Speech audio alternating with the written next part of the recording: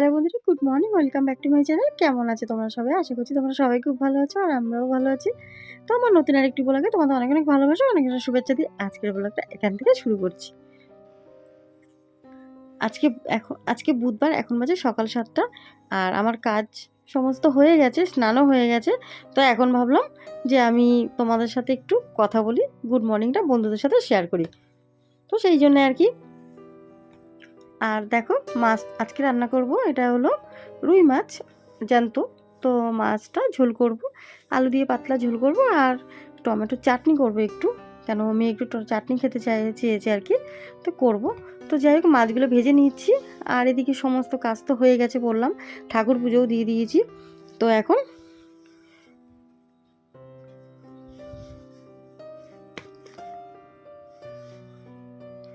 এখন দেখো মাছটা ভাজা হচ্ছে আর এদিকে চালটা ধুয়ে নিয়েছি। আর এখানে কিন্তু মশলা বেশি দেবো না, হালকা পাতলা একদম মশলা, বেশি কিছু মশলা দিই না আমি। আর আলুটা না এইভাবে ভেজে তারপর মাছের ঝোলটা করব, তাহলে বন্ধুরা ভালো হয় খেতে আর টেস্টও হয়। তো তোমরা একদিন এইভাবেই করে খেও, দেখবো ভালো লাগবে। আর মেয়ে ক্লাস করছে।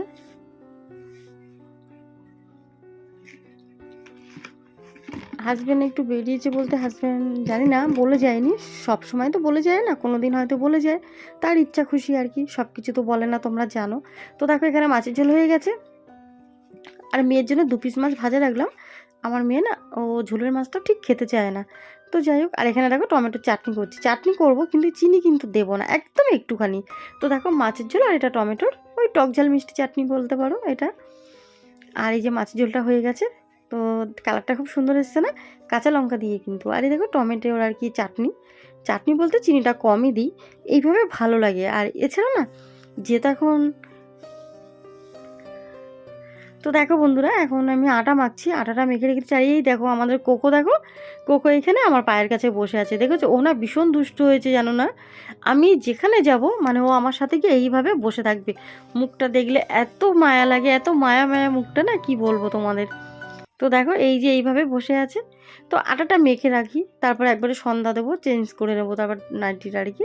তো যাই হোক বন্ধুরা, সাথে থাকো, আজকে ব্লগটা দেখতে থাকো। তো গুড ইভিনিং বন্ধুরা, এখন বাজে সন্ধ্যা 6:30 বেজে গেছে, 7:20। তো আমি এখন রান্নাঘরে চলে এসেছি, সন্ধ্যা টন্ধা দিয়ে একদম সমস্ত কাজ সেরে তারপর রান্নাঘরে এসেছি। আর আটা মেখে রেখেছি, তোমাদের সাথে শেয়ার করেছিলাম আটা মাখাটা। তারপরে মাঝখানে মোবাইলটা একটু চার্জে বসিয়েছিলাম। আর এখন এদিকে রুটিটা করে নেব। তো মেয়ে রুটিটা খাবে বললো অনেক দিন পর, বলছে মাম্মা আমাকে না স্কুলে যে টিফিন করে দিতে এগ রোলের মতন আর কি, ওই রকম বানিয়ে দাও। আসলে কি বলো তো বন্ধুরা, এই এগ রোলের না একটা মানে ছোট গল্প আছে, তোমাদের সাথে শেয়ার করবো আজকে। তো দেখো, চা করছি একটু, আর আমার আজকে মাথাটা এত যন্ত্রণা করছে, আসলে চোখের পাওয়ারটা খুব বেড়েছে, কিন্তু চোখটা যে দেখাতে না পারছি না, কেন বলো তো? এখন এমনি মেয়ের বইগুলো সব কেনা হয়নি, তার মধ্যে যদি আমি আবার চোখ দেখাতে যাই, একটা আলাদা করে খরচা না, এই জন্য দেখাচ্ছি না। আসলে আগের চশমার পাওয়ারটা এতটা বেড়ে গেছে, কোনো কাজই হচ্ছে না জানো না। তো তারপরেও না বন্ধুরা, এত হিসাব করে এত কিছু করে চালাচ্ছি, তারপরেও না মনে হচ্ছে যে আর মানে কত মানে মনে জোর নিয়ে লড়াইটা নেমেছি আমি ঠিকই, সেই 13 বছর বয়স থেকে। আমার আগের কথা আবার বলতে হয়, এটা আমার এখন যারা নতুন বন্ধু হয়েছে তাদের জন্য, আর যারা আমার পুরনো ফ্যামিলি আছে, পুরনো আর কি ফ্যামিলি বন্ধু, তো তারা তো জানোই আমার সমস্ত কষ্টের কথা, সব কিছু তোমাদের সাথে যেহেতু শেয়ার করি বন্ধুরা। তো দেখো এখানে আমার জন্য একটু চা করে নিচ্ছি, আর মেয়ের জন্য আর কি ওই এগ রোলটা বানিয়ে দেবো। তো কীভাবে বানাবো তোমাদেরকে বলছি, সেটা তোমরা দেখতেই পাবে। আর এগ রোলটা আমি এইভাবেই বানাই, তার কারণ কি বলো তো, আমার মেয়ে যখন আর কি স্কুলে যেত না, তো এগ রোল খেতে চাইতো। তো বন্ধুরা তখন তো আমি সেরকম কাজ করতে পারতাম না খুব আর কি, মানে তখন তো ঘরেই থাকতাম, আর হাজবেন্ডও দিত না কোনো টাকা পয়সা। তো আমার মেয়ে না এগ রোল খেতে চাইলে আমি কী করতাম বলো তো বন্ধুরা, কষ্ট হতো, কষ্টের কথা তোমাদের বলছি। একটা রুটি বানিয়ে তার মধ্যে একটা ডিম ভেঙে একটু নেড়ে চেড়ে দিয়ে দিতাম, বলতাম শোনা এটা এগরোল, আটার রুটি এইভাবে দিতাম। তো সেই সব দিনগুলোর কথা তো ভুলতে পারি না, না আমি তো মা, আমি কি করে ভুলবো বলো? তো যাই হোক বন্ধুরা, এতটা কষ্ট নিয়ে মনে জোর নিয়ে আর কি লড়াইটা নেমেছি আমি ঠিকই। তো সেই লড়াইটা না আমি আস্তে আস্তে আমার যে হেরে যাচ্ছি আমি বুঝতেই পারছি। এত মনের জোর নিয়ে নেমেছি। কিন্তু মনে না আর জোর থাকলেও আমি হেরে যাচ্ছি। কেন বলো তো? আমার মেয়ের ৩টা টিচার আছে, ফিজিক্সের, কেমিস্ট্রি, বায়োলজি সব টিচার আছে। জানো তো একটা নিটের মেডিকেলের স্টুডেন্টের মানে জয়েন্টের কত খরচা হতে পারে। তো আমি ফিস দিতে পারছি না। আমি যে সেলাই যেটুকু করছি না, টুকটাক বই-টই কিনতেই সমস্ত খরচা হয়ে যাচ্ছে বন্ধুরা। তো সেই জন্য না আর পারছি না। তো কী যে করব কিছুই বুঝতে পারছি না গো। তো তোমাদের সাথে আমি সেটাই বলছি।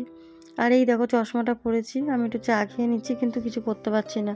তো জানো তো বন্ধুরা মনটা এতটা খারাপ যে আজকে মনে জোর নিয়ে আমি লড়াইটা নেমে এখন জোর পাচ্ছি না। নিজের জন্য তো কিছু করি না। মনে এত কষ্ট। তো তোমাদের সাথে শেয়ার করি। যেহেতু তোমরা আমার ফ্যামিলি আর তোমাদের সাথে আমি শেয়ার করে আমি একটু শান্তি পাই, মনে একটু জোর পাই। তার মধ্যে শ্বশুরবাড়িতে এরকম একটার পর একটা আমার উপরে অত্যাচার চলে। তোমরা জানো। তারপর হাসব্যান্ড তো আছেই। সে তো সবসময় বাইরে মানে সেই যে ১৩ বছরে বিয়ে হয়েছে বললাম না? সেই থেকে সে শুধু একটার পর একটা পরকীয়াই করে। বাইরের দিকেই তার।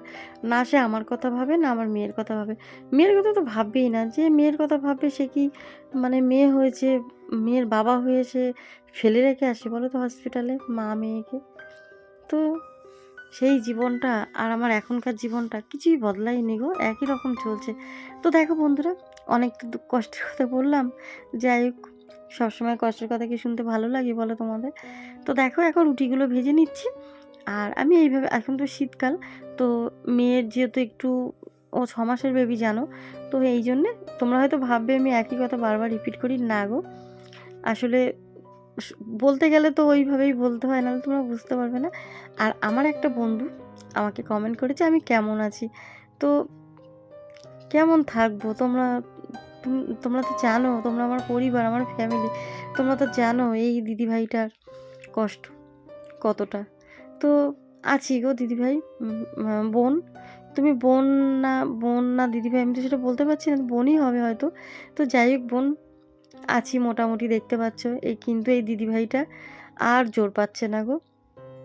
এত মনে কষ্ট, মনে জোর নিয়ে মেয়ের পড়াশোনাটাতে নেমেছিলাম গো। মেয়েকে ডাক্তার বানাবো, ডাক্তার মেয়ে দেখব। তো হয়তো আমার স্বপ্নই থেকে যাবে গো। ছেঁড়া কাঁথায় শুয়ে লাখ টাকার স্বপ্ন দেখা, আমার মনে হয় সেটাই হয়েছে। তো এই দেখো মেয়ের আর কি বানিয়ে দিলাম। তো এইভাবে আমি ওকে এগরোল বানিয়ে দিই যাতে ও খেয়ে খুশি হতো। তো আজকে আমার মেয়ে এইভাবে খেতে চাইলো যে মাম্মাম তুমি আমাকে স্কুলে দিতে আমাকে ওইভাবে দাও। তাই ওকে একটু দিলাম গো। তো এত কষ্ট করেছি মেয়েটাকে নিয়ে, আর এখনও অবধি চলছে। শুধু একমাত্র যাতে আমার মেয়ের ভবিষ্যৎটা যেন আমার মতন না হয়, আমার মতন কষ্ট না হয়। কেন বলো তো বন্ধুরা? একটা মেয়েই একটা মেয়ের কষ্ট বোঝে, জানো তো? হ্যাঁ, একটা ছেলেও বোঝে, আবার সব মেয়েরাও বোঝে না, সব ছেলেরাও বোঝে না। ভালো খারাপ সবার মধ্যেই আছে গো। কিন্তু তারপরেও না, আমার জীবনটা তো তোমাদের বলেছি, আমি কোনোদিনই কোনো দিক থেকে শান্তি পাইনি।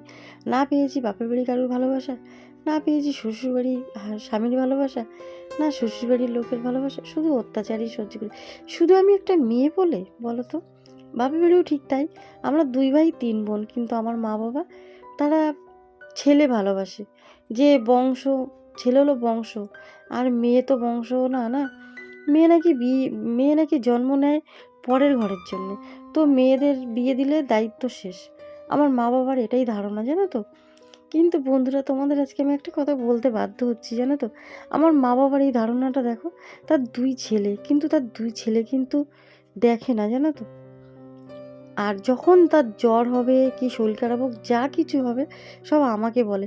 কিন্তু তারা এটা ভাবে না মেয়ে এখন বিয়ে হয়ে গেছে, শ্বশুরবাড়িতে তার হাসব্যান্ড দেখে না, টাকা পয়সা দেয় না, সে আমাদেরকে কোথার থেকে দেখবে? তো এটাই বন্ধুরা আমার কষ্ট, জানো তো? আমার মা বাবা না একটু আমার কষ্ট কোনোদিন বুঝলো না। এইরকম তো যেহেতু কোনো দেনা পাওনা পণ দিতে হবে না, তাই কোনো রকমে ১৩ বছর বয়সে মেয়ে সন্তানকে পড়াশোনা না করিয়ে ৩ তাড়াতাড়ি বিয়ে দিয়ে দিয়েছে। দেওয়ার পরেও তারপরে এখন আবার আজকে তোমাদের একটা গোপন কথা বলি বন্ধুরা, আমি যেটা কোনোদিন বলিনি, জানো তো? আমি কিন্তু বাপের বাড়িতেই ছিলাম ঠিকই, কিন্তু আমার মা বাবা জানো তো এই ১৩ বছরের মেয়েটাকে দিয়ে কাজ করাতো।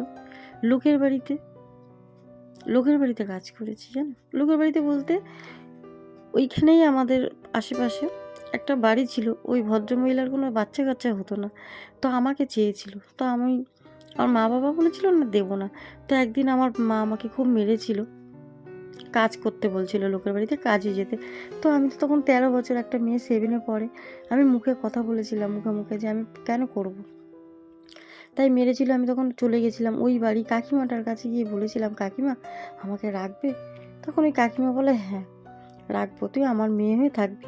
ওই কাকিমার কাছে ছিলাম, তখন আমার মা বাবা গিয়ে খুব ঝামেলা করলো। তখন কাকিমা বলল, ঠিক আছে আপনার মেয়ে আমাদের বাড়িতে থাক, আমি মাসে মাসে টাকা দেবো। তখন আমার ওই কাকিমা মাসে মাসে 500 টাকা করে দিত, আর আমাকে ওই জন্যই রেখেছিল। তাহলে এবার বলো তো, আমি লোকের বাড়িতে ছোটোর থেকে কাজ করে আমার মা বাবাকে ইনকাম করে দিয়ে গেছি, আর তারা বলে মেয়েদের কোনো দাম নেই। হ্যাঁ, ছেলেরাই নাকি সবসময় বলতো, তো তোরা তো নিয়েছি, তোদের তো বিয়ে দিতে টাকা পয়সা দিতে হবে পরের ঘরের জন্যে। আর বিয়ের পরেও যখন বাপের বাড়িতে গেছি না, মা বাবাকে যখন বলেছি আমার শ্বশুর বাড়িতে এরকম অত্যাচার করতো, আমার মা বাবা বলতো, জানো তো, কেন এসছিস, এখন এখানে তোর কোনো অধিকার নেই, যা বাড়ি চলে যা, ওটাই তোর বাড়ি, তোকে মারুক, মেরেও যদি ফেলে তাও আমাকে ওখানেই থাকতে হবে। এইভাবেই আমাকে বলেছে, জানো তো বন্ধুরা। তাই বললাম যে আমার মা বাবার কাছেও কোনোদিন ভালোবাসা পাইনি। হ্যাঁ, কিন্তু তোমরা আমার ইউটিউবে পরিবার, তো আমি তোমাদের কাছেই ভালোবাসা পেয়েছি। তাই তোমরা আমার সব থেকে নিজের গো। কেন, আমার মতন এত কষ্ট না কেউ পায়নি, না মা বাবা, না শ্বশুরবাড়ি, কেউ না। তাই আমি চাই আমার মেয়েটাকে ভালো করে মানুষ করতে, কিন্তু আমার মেয়ের ফিস দিতে পারছি না, 3 মাসের পড়ে গেছে বাকি, কিভাবে শোধ করবো জানি না। তারা বলেছে আস্তে আস্তে দাও তুমি। তো যাই হোক বন্ধুরা, গুড নাইট আজকের মতন। ভালো লাগলে একটা লাইক করে দিও দিদিভাই।